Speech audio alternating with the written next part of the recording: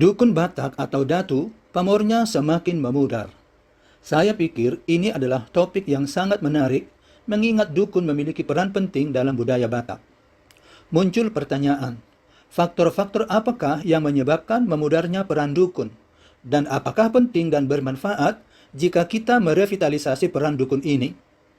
Dalam video ini, kita akan menjawab pertanyaan-pertanyaan ini secara ringkas dan praktis. Untuk memulai diskusi ini, mari terlebih dahulu kita pahami definisi dukun.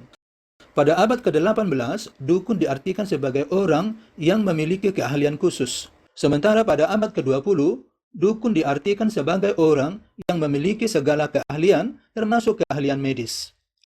Dari definisi-definisi ini, dapat dipahami bahwa pada zamannya, dukun dianggap sebagai ilmuwan atau ahli yang profesional, yakni orang yang dapat melakukan pekerjaannya sesuai dengan keahliannya. Selain itu, dukun juga sering dijuluki sebagai orang pintar atau namalo dalam bahasa Batak Toba.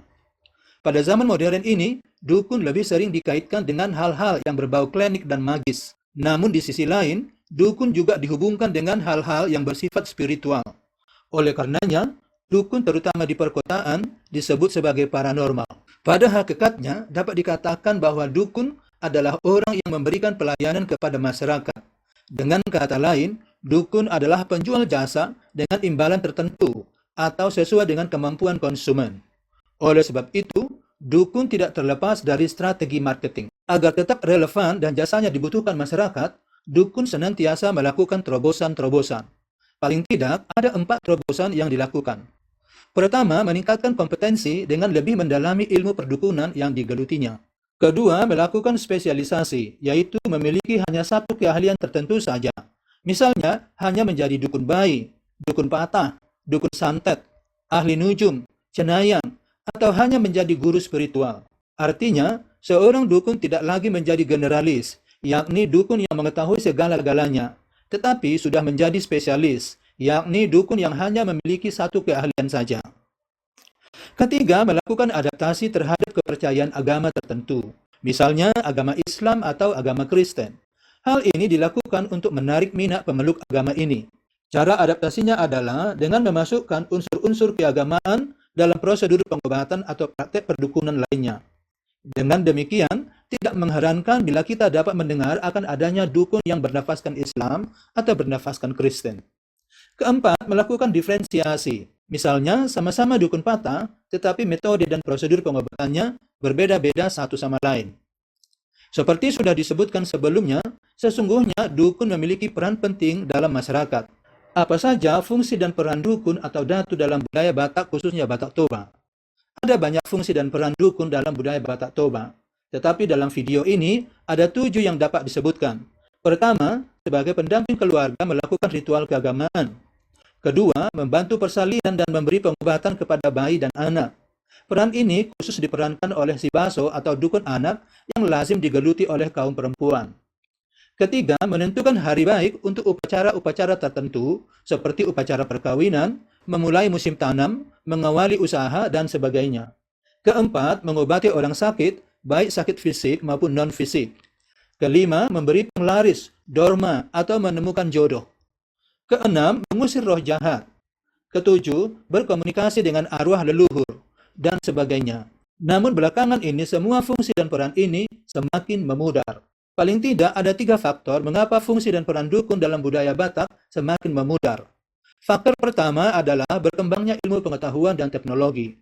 Harus diakui bahwa tingkat pendidikan rata-rata orang Batak selalu meningkat. Dengan demikian, rasionalitasnya pun meningkat.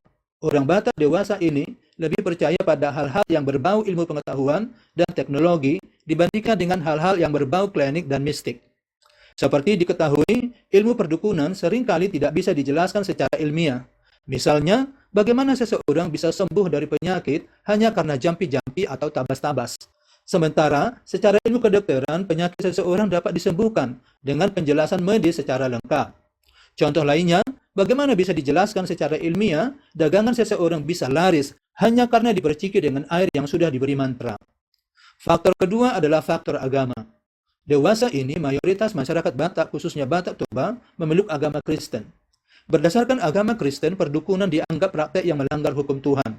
Seringkali kalangan agama Kristen memberi julukan negatif kepada dukun Batak, seperti si pelebegu, naso merhaposiawan atau yang tidak beriman, dan lain-lain. Perannya pun ikut semakin memudar. Misalnya, orang tidak perlu lagi pergi ke dukun untuk persalinan atau mengobati orang sakit, karena hal ini sudah bisa ditangani oleh dokter di rumah sakit dengan metode yang modern. Petani pun tidak lagi perlu memanggil dukun untuk menentukan hari baik dalam memulai musim tanam, karena dewasa ini ilmu dan teknologi pertanian sudah berkembang dan begitu modern, sehingga petani dapat menanam kapan saja. Untuk upacara perkawinan pun, keluarga tidak lagi memanggil dukun untuk manitiari atau menentukan hari baik, sebab sudah ada prinsip menurut agama bahwa semua hari itu adalah baik, sehingga dengan demikian banyak anggota masyarakat yang alergi kepada dukun. Faktor ketiga adalah faktor dukun itu sendiri. Harus diakui bahwa untuk menjadi dukun tidak sembarangan. Mereka harus memiliki ilmu tertentu. Sayangnya, ilmu perdukunan tidak diturunkan secara terbuka. Artinya, orang yang ingin menjadi dukun dan hendak menuntut ilmu perdukunan harus melakukannya secara diam-diam. Akibat dari semua ini adalah tidak banyak orang yang berminat menjadi dukun. Sehingga lama-kelamaan, ilmu perdukunan pun menghilang sedikit demi sedikit.